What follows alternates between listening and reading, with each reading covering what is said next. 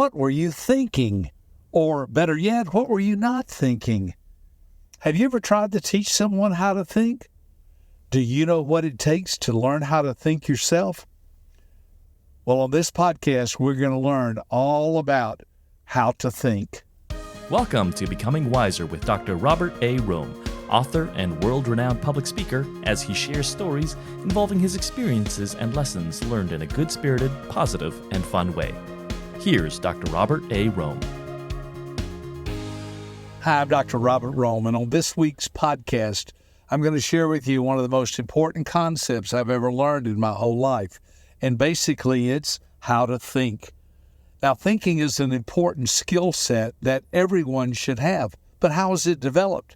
I mean, do you go down to Home Depot and buy a can of thinking and spray it all over your face or in your ears in order to learn how to think? Well, I'm being a little humorous, but I don't think that's a good idea. Well, what about this idea of thinking? Is it something that you're born knowing how to do? Imagine all of the problems you and I have ever had in our lives because we weren't thinking correctly about something. And just because you're thinking does not even mean that you're thinking correctly. Learning to think is a skill that will take you far in life. And we need to talk about how it's developed. Now, I was a school teacher for several years and a school administrator. I wish I had known then what I know now about teaching people how to think. It is a skill that can be learned, and there is a specific way, and I'm going to teach it to you on this podcast so you'll know exactly how to learn how to think. All right, so let's get started. In the English language, there are four kinds of sentences. The first sentence is called a declarative sentence. That's just what we would call a regular sentence. If I said, today is Tuesday, that's just a declarative sentence. I'm making a declaration. It's sunny outside today. Again, just an example of a declarative sentence. They end with a period. It's just a statement that we make. Then there's the second kind. The second kind of sentence in the English language is called imperative. Imperative is an action-oriented kind of technique. It's a command. Shut the door. Turn off the light. Be at work on time. All of those are imperative sentences because they are giving some kind of command. The third kind of sentence in the English language is called an exclamatory sentence.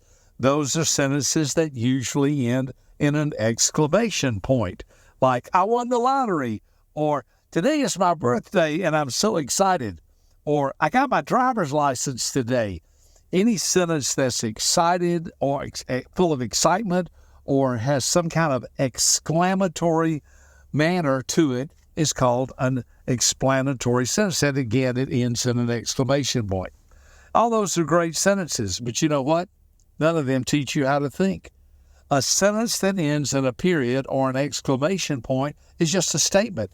It may be a simple statement, a statement with emphasis, or a statement of exclamatory information. But that leads to the fourth kind of sentence in English, and it's called an interrogative sentence. An interrogative sentence ends in a question mark. A question mark might be, what time is it? How long will it take to get there?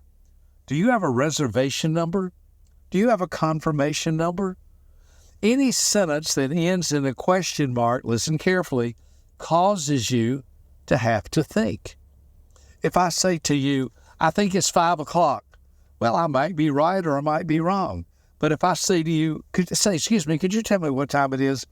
Immediately, a sentence with a question mark causes a person to have to ask themselves a question. Well, what time is it?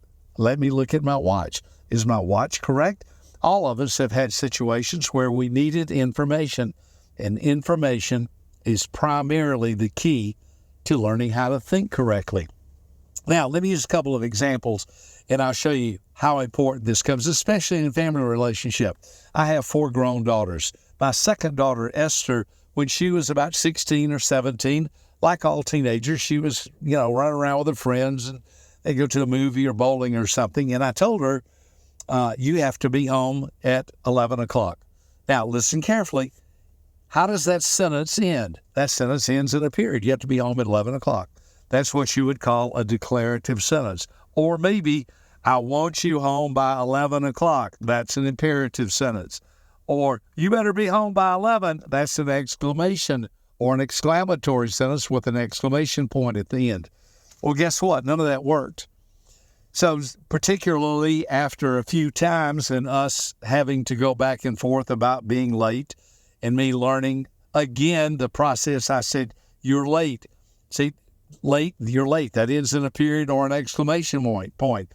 And she would say, well, I'm sorry. And then I said, you're always late. And she would say, I'm always late? I'm never on time? I've never been home on time in the history of my life? Now she's asking me questions. And now I had to think, well, she has been on time in the past. Real quickly, I saw this thing is falling apart fast. So I slowly but surely learned how to think. And the way I learned how to think was realizing if you ask someone a question, they have to think. So I said, one night she came home about 11:15, and I said, hey, sweetheart, what time is it now? She said, 11:15. I said, what time did we agree that you would be home? She said, 11. And I said, is 11:15 before 11 or is 11:15 after 11? She said, well, 11:15 is after 11. And I said, well, did you keep your promise to be home by 11 o'clock? No. Well, what kind of discipline or what kind of situation should occur for you not keeping your word? Are you listening to me? Every sentence is a question. Every sentence is a thought-through comment that was turned from either declarative sentence, an imperative sentence, or exclamatory sentence into an interrogative sentence. So I said, well, what kind of discipline or what kind of punishment should you face for not keeping your word and for being late? And I was thinking, she's going to say something like, I have to be home at 10:30 tomorrow night or the next time I go out. And so I was thinking, she said, well, I guess I'm grounded for a week. Good grief. I wasn't thinking of that kind of discipline. But sometimes, listen to me, when you ask someone a question, they may take a situation and show you the way they're thinking about it, which may be far different than the way you're thinking about it. Now, let's take this to another level. How do you teach yourself to think? You teach yourself to think by asking yourself questions. In asking yourself questions, you are going to learn how to specifically move from general information to specific information. Let me show you how this works for me. I live about 36 miles from the Atlanta airport. Live in a small town called Griffin. My wife and I have a farm in Griffin, about 36 miles from the Atlanta airport. Now, if I say to myself, well, I'm going to the airport, well, my sentence ends in a period. Or if I say, well, I better get going, I've got to get to the airport, that might be an imperative sentence or even an exclamatory sentence. But here's what I've learned to say. Now, watch carefully. How I'm talking to me now, how far is it to the airport? It's about 36 miles. Is there going to be any traffic? Oh, yeah, it's going to be a lot of traffic. When you get to the airport, are you going to be able to control the parking lot? No. Speaking of the parking lot, did you make a reservation? Because if you're going to park in the parking lot, they only accept reservations now. Did you make a reservation? How much time is it going to take you to check in and check a bag? Well, I don't know because I don't know how many people are going to be in line. How long is it going to take you to get through security? Well, I don't know that either because security lines could be real long or real short. And when you go through security, do you have a knife in your pocket, a little pocket knife that you normally carry with you? Because they're going to take it away from you. Did you leave that in your car? I hope you're listening to this. This is how I learned how to think. And how long do you think you should allow yourself to be at the airport? Well, gosh, I'm going to allow at least 3 to 4 hours of leaving my house to drive 36 miles, to park the car, to check the bag, to go through security and not have them take anything away from me, then to get to my gate. And if I get to my gate 1 or 2 hours early. Guess what? I have a phone. I have a laptop. I can go to the Sky Room and get something to eat. If I'm early, there's no damage. But if I'm late, now I'm in a hurry. Now I'm short with people. Now I'm running. I have seen people fall over in the Atlanta airport and go into cardiac arrest because they were under so much stress. I know I'm not going to live forever, but I'm not going to die in the airport because I didn't allow myself enough time. Here's the point I want you to get. You will never learn how to think for yourself until you learn how to ask yourself questions. The more you ask yourself questions and get good answers, the better off you're going to be. Now, when you're talking to other people and you're coaching someone, or maybe you're raising children, maybe you're going to school, and you're asking yourself something specific about a class. I'll give you the best example. When I was in high school, they gave us a term paper to do. Here's what the term paper assignment usually sounded like. All right, students, you got a term paper. You can pick out a topic. Then the first thing you'll do is you'll start gathering note cards. And then after your note cards, you'll write a bibliography. And then after the bibliography, you will write a rough draft.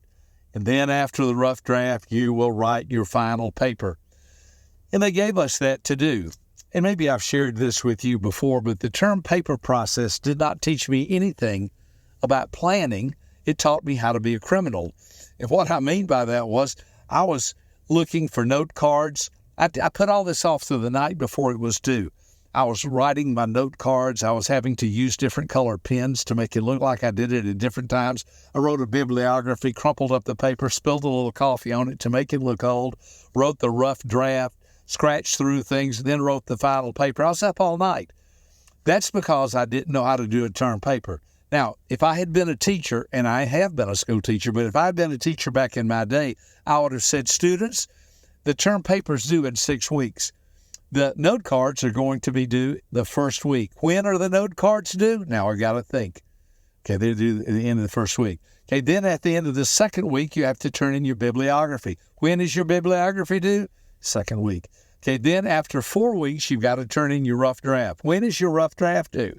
I have done this as a school teacher, written out contracts and had students sign them so they would know, but I always would ask a question like, when is your final paper due? Final paper's due in 6 weeks. And then initial that I understand that. I'm telling you, I use this when I'm coaching people in business. I ask business owners questions like, well, what is the end result that you're trying to accomplish? Here's a great one. Here's one of the best questions you'll ever ask yourself in business or working with another person. What are your expectations? I think that through. What are your expectations? At the end of this project, what are you expecting to have happened? At the end of this project, what am I expecting to have happen? Let's share with each other our expectations, because if you share your expectations with each other, you will clearly be able to be singing off the same page. Both of you will be thinking the same way because you've asked yourself some questions. I coach a lot of business owners, and they get so upset when something doesn't go the way it's supposed to go. I ask them, did you ask your coworker or did you ask your employee what they were expecting? Did you ask them what the end of this situation might look like? Did you ask them what they thought the outcome would be? Did you ask them any questions at all? I'm telling you, the only way you will ever get anyone to think is by asking questions. Now, I know I've gone over this quite a bit in this brief time together, and that's what this podcast is all about, learning how to think. I want to encourage you to remember 2 things. If you want to learn how to think yourself, start asking yourself questions. And the more questions you ask about a situation, the more you'll learn to think through things. You'll learn to see the end from the beginning. What is this supposed to look like at the end? And then you can back yourself up by asking more and more questions to get to where you want to go. And the second, when dealing with a friend, a coworker, a spouse, a child, if you want things to turn out well, ask them questions. and just say, I just want to make sure we don't get this mixed up. So what are your expectations? What do you think this will look like at the end? How are we going about that together? And then when they finish, say, could I share what I think? And you go back and forth until you get it nailed down. I hope this is a great encouragement to you. Thinking can be developed.